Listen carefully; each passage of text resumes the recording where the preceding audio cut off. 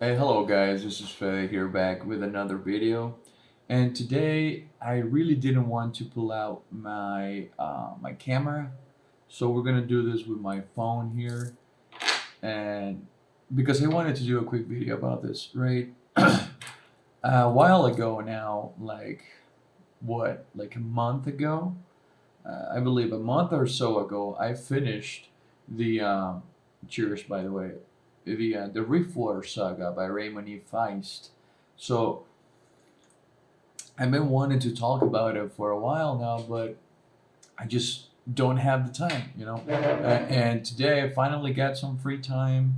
I'm not working today, and yeah, I just wanted to do a quick video for you to give you my opinions on the series, right? Which is right here. If you see those books, that's the Riftwar Saga. It's right next to the Pillars of the Earth series. So I should have brought them here, but whatever.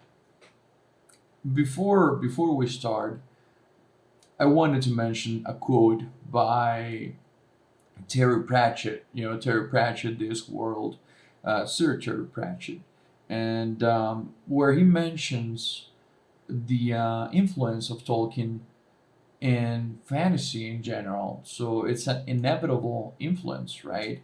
And Feist, for sure, is influenced by him. So let me just read you the quote, and then we can move on from there, right? I have it just here. Now, Pratchett says, J.R.R. Tolkien has become a sort of a mountain, appearing in all subsequent fantasy in the way that Mount Fuji appears so often in Japanese prints. Sometimes it's big and up close, and sometimes it's a shape on the horizon. That's what he says. Sometimes it's not there at all, which means that the artist either has made a deliberate decision against the mountain, which is interesting in itself, or is in fact standing on Mount Fuji.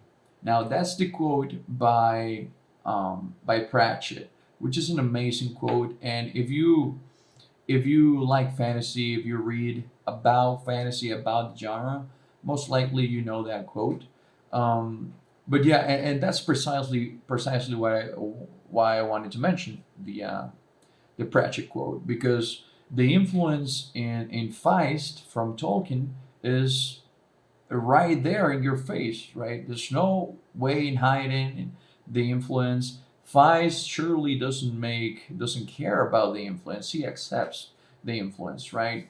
So I do have some points here that I wanted to mention about the book, and I'm going to read a few because I want to make sure that I mention everything that I have in my head. So I just wrote them down here. But as I said, Raymond E. Feist is no exception to this influence. He was influenced, but also like other authors, right? Michael Moorcock, Guy Gabriel Kay, whatever. He was one of the first to do something of like quality with this influence. It wasn't just a copy. It was not therefore a copy, but something new. As a result, he left us the Riftwar Saga, right, which is different from the Riftwar Cycle, which we're going to get into in a moment. Now, the Riftwar Saga is the first trilogy in the Riftwar Cycle. The Riftwar Cycle is like 30 novels long or so, and the Riftwar Saga is the first trilogy, or maybe quartet if you have the editions that I have here, which are the new ones. It is interesting then that the cycle is made of trilogies, duologies, quartets, whatever. Something that authors such as Joe Abercrombie, Robin Hobb later will adopt, right? But how does Feist grabs you from the very beginning and Magician Apprentice? Let's remember that these are classic fantasy books, right? So the books consist of like 400, 500 pages, in contrast to the modern fantasy that we have right now, which are like 1,800 pages. Many authors, writers right now start their novels with something like super epic, right, or dramatic. But I think this is a mistake. This is genuinely an error because Why should we care about characters who are just being introduced to us, the reader, right? Feist does this differently, and it is something that he takes from Tolkien. You know, in a hole in the ground, there live a hobbit. Because we began the story of the Riftwar Saga with Pug and Thomas, just meeting them, two friends, in the kitchens of the castle in Crete, right? Like a duchy of the kingdom of the island. So yeah, we start with these two generally loving children, right? We are told their fears, their aspirations, and their place in the society that they lived in. It is interesting for me to reread these first pages of the book and compare these children to what they will become as an adult, and their role in the Riftwar War, whatever. The premise of the book is very interesting. So, as it has, for me, a small overtones of science fiction, right, with these portals. At the present, the so-called portal fantasy is like a pretty popular genre, with the wandering in and all of that. But when Feist did it, it was like something new, sort of new, right? But yeah, what happens through Midkemia, the name Feist gives to his world, is that portals begin to open and they start to connect with other world or maybe other universe. I don't know. How do we interact with these individuals who cross into our world?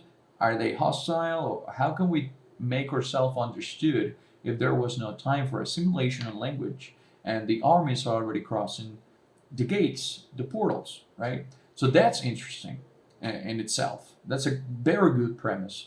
And Feist adds another thing to the mix, which is magic, of course, especially magicians who can control said magic. Well, when he was still a child, Pug, one of the protagonists, was selected by an old wizard, Colgan, to be his apprentice. Right before the Reef War conflict started. So the benefit of these books is that they have different POVs. Right, it's not only from Pug's perspective or from Thomas' perspective.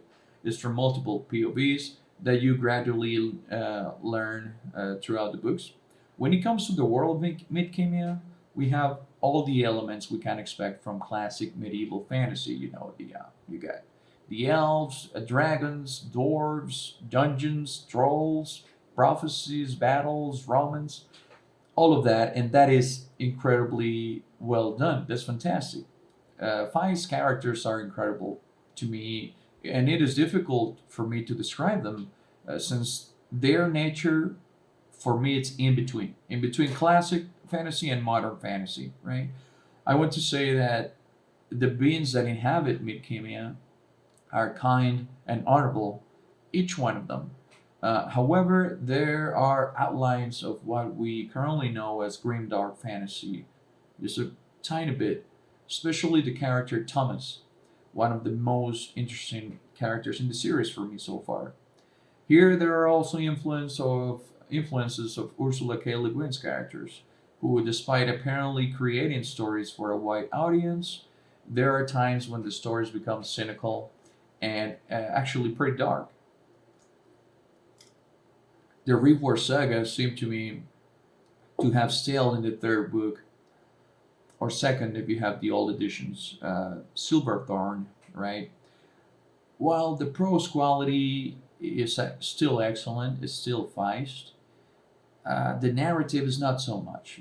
I mentioned it's because it's I mentioned this because it's interesting how Feist admits this that the third book was not that good, and Johnny Wirtz actually helped him discover how big Midkemia can be, right?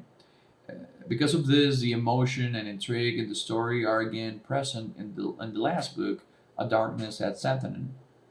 Johnny Wirtz will later co-author the most popular Riftwar cycle books. It's the Daughter of the Empire books, I believe. The Riftwar Saga is a classic fantasy delight for me. I think anyone interested in the genre will do well to read at least the initial trilogy, quartet, whatever. Those who read Feist assure that this is impossible. because once you set foot in Mikimia, it is inevitable to want not to come back. You know, you don't want to leave. Return to Pug and his spells, return to Thomas and his dragon armor, and Martin the Bastard and his precise bow. There is something inevitably nostalgic about Feist stories. I can't not wait really to visit Midkimi again. Maybe read, I believe, the following trilogy. I believe it's a trilogy. I'm not really sure about it. It's the January's trilogy, the Daughter of the Empire, or something Empire and something Daughter. I really don't know the names, but I'm looking forward to it. I just finished this one, the Riftwar Saga, and maybe by the end of the year, I have a lot of books right now going, but maybe by the end of the year, I'm gonna get to it, and I really can't wait. But yeah, I just wanted to do this quick video, guys, and just show you my thoughts about it. I know it was a short video, but I would like to hear if you have read these books, what you liked about them, what you didn't like. I personally love them. I really don't have anything against them because, as I said, they're pretty nostalgic, right? You can't really look at a work like this and say, but it didn't have like truly grim dark aspects. Like that fucking character was not raped or something. It was it's horrible. A grim dark fantasy is horrible, but I love it as well.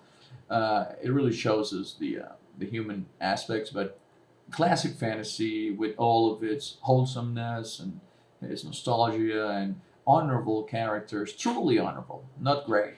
It's something to clean our mouth with. But yeah, the classic fantasy like this, it's something that can help us regain some of our hopes and spirits for humanity. Right? I believe they're necessary. So yeah, I just wanted to mention that real quick, guys, and yeah, see you on the next one.